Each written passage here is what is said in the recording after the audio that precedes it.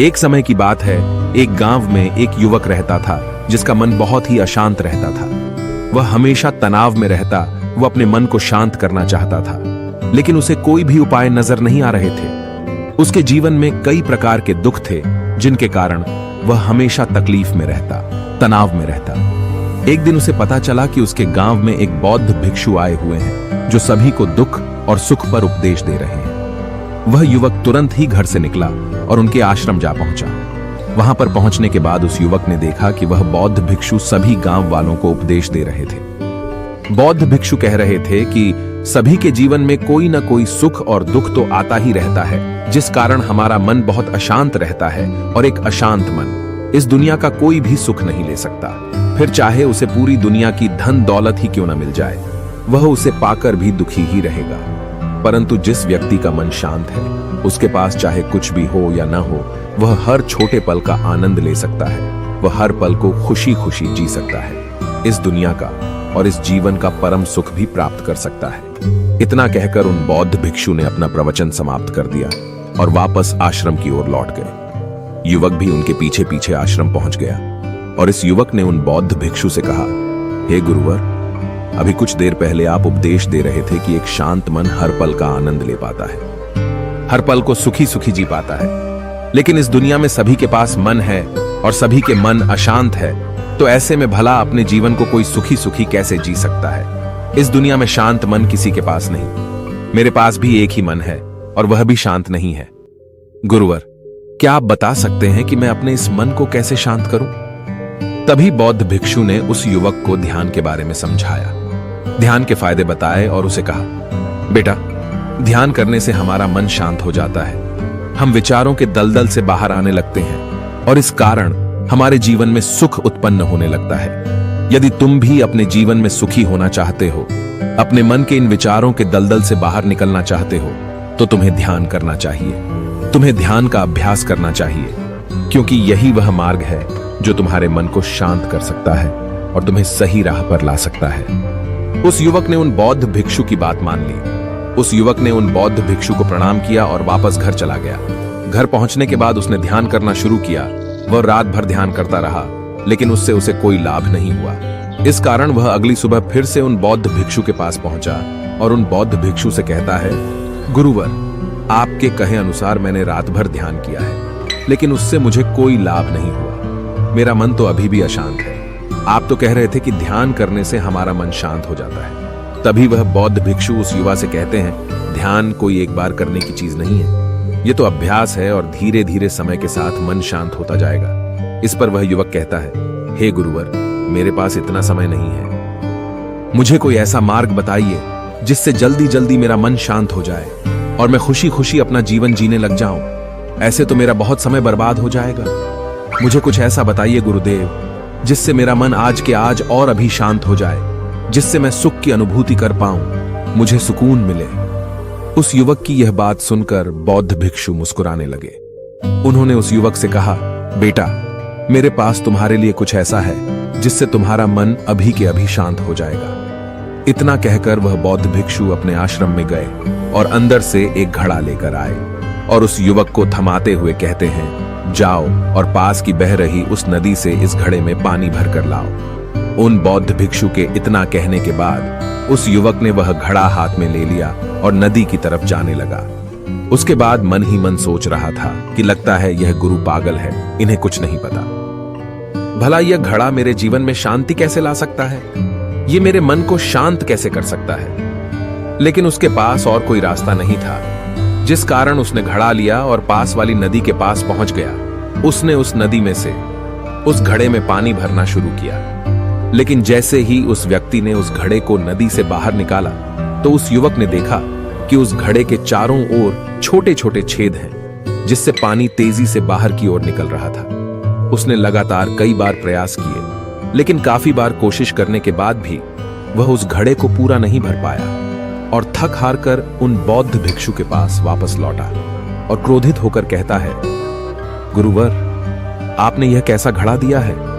इसके चारों तरफ तो छेद है। भला मैं इसमें पानी कैसे भरकर ला सकता हूं? जब भी मैं पानी भरता हूं, इस घड़े के छेदों से सारे पानी बाहर निकल जाते हैं। इस घड़े को मैं पूरा नहीं भर सकता।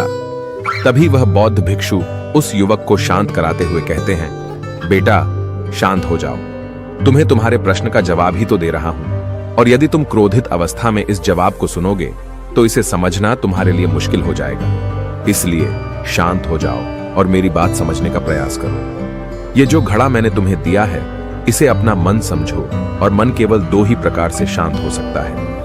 पहला यह कि तुम उसे लबालब पूरा भर दो और उसमें कुछ भी और आने जाने की जगह न बचे। क्या तुम इस घड़े को इस प्रकार भर सकते हो? इस पर वह युवक कहता है, हे गुरुवर, मैं इस घड़े को लबालब नहीं भर सकता, क्योंकि जब भी मैं इसमें पानी भरता हूं, सारा पानी तो छेद से बाहर निकल जाता है। तभी वह बौद्ध भिक्षु उस युवक से कहते हैं, ठीक इसी तरह हम भी अपने मन को कभी नहीं भर सकते। हम जितना इसमें डालते जाएंगे, वह सब कुछ हमारे शरीर के द्वारा बाहर आता रहेगा। फिर चाहे वह क्रोध हो, प्रेम हो या फिर दया, हम जो भी अपने अंदर आने देते हैं, वही हमारे अंदर से बाहर भी आता है। और इसीलिए मैंने तुम्हें छेदों वाला घड़ा दिया, क्योंकि ये हमारी मन के जैसा ही है। और जब हम इस मन को बस भरना चाहते हैं, तब तुम अपना समय बेकार कर रहे हो। क्या तुम्हें एक पल के लिए भी ये नहीं सोचा कि इसी प्रकार तो तुम अपने मन को भरने में भी लगे हुए हो? क्या इससे तुम्हारा समय बर्बाद नहीं हो रहा? क्या इससे तुम्हारा जीवन बर्बाद नहीं हो रहा? क्योंकि जिस भी चीज से तुम अपने मन को भरोगे, वह तो बाहर निकल ही जाएगी। उस युवक को अपनी गलती का एहसास हुआ।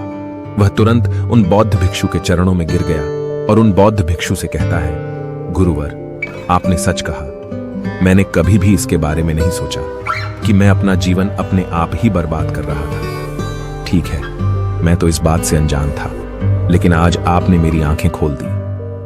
परंतु गुरुवर, अगर यह मन को पूरी तरह भरने का पहला तरीका मन को शांत नहीं कर सकता, तो मन को शांत करने का दूसरा तरीका कौन सा है? गुरुवर मुस्कुराते हुए उस आदमी से कहते हैं, दूसरा तरीका है कि अपने मन को पूरी तरह खाली कर दो। इस पर वह व्यक्ति कहता है, गुरुवर, आप ही मुझे बताइए कि मैं अपने मन को खाली कैसे कर सकता हूं। तभी बौद्ध भिक्षु कहते हैं, बेटा, यह तो बहुत ही सरल है।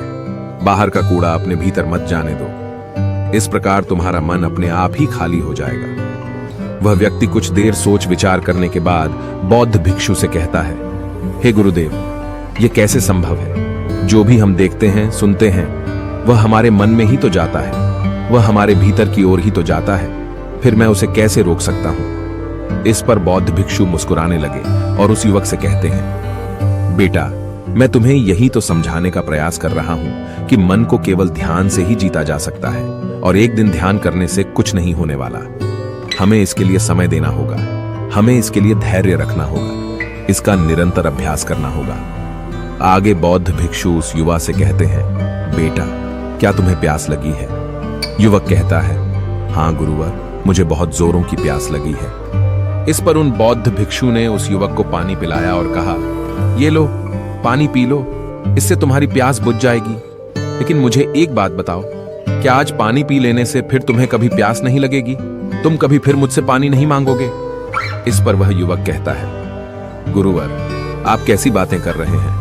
पानी तो हमारे जीवन का एक हिस्सा है, इसके बिना तो हम मर जाएंगे।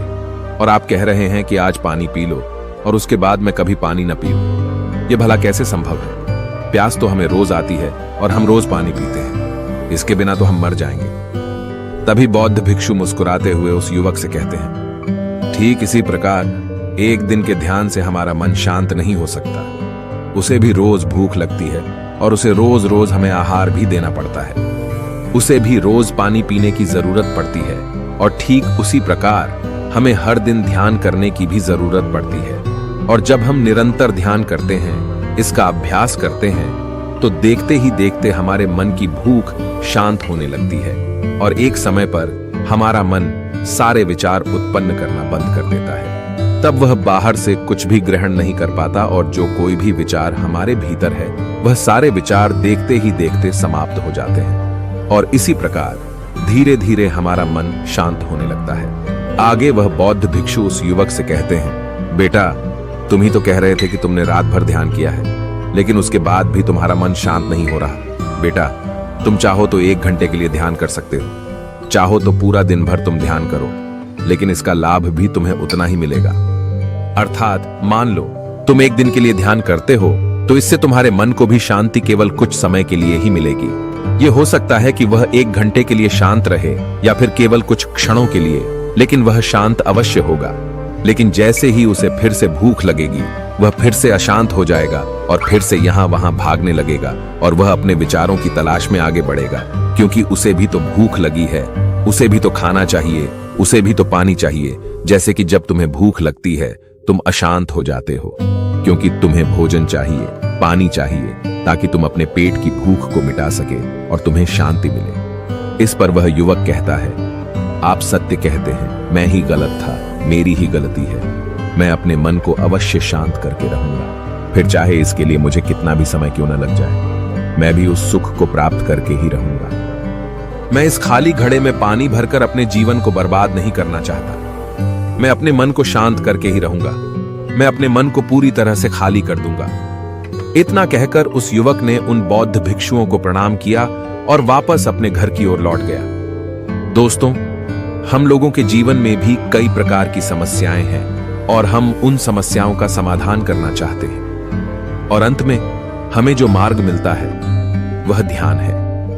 हम ध्यान तो करना चाहते हैं, लेकिन हम उसके परिणाम को तुरंत पाना चाहते हैं। जब हम शुरू में ध्यान करते हैं तो हमें उसका कुछ भी लाभ नहीं मिलता और हमें लगता है कि यह व्यर्थ है, इससे हमें कोई भी फायदा नहीं होने वाला, क्योंकि हमें तो सब कुछ जल्दी जल्दी चाहिए। लेकिन वास्तविकता तो यही है कि ध्यान सब्र और समय मांगता है और साथ ही उसे शांति भी चाहिए।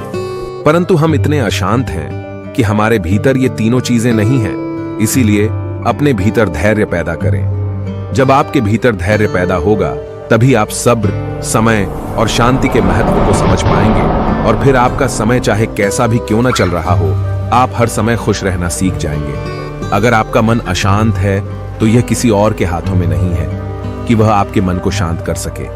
यह तो आपके हाथों में है कि आप अपने मन को किस प्रकार और कितनी देर तक के लिए शांत कर सकते हैं।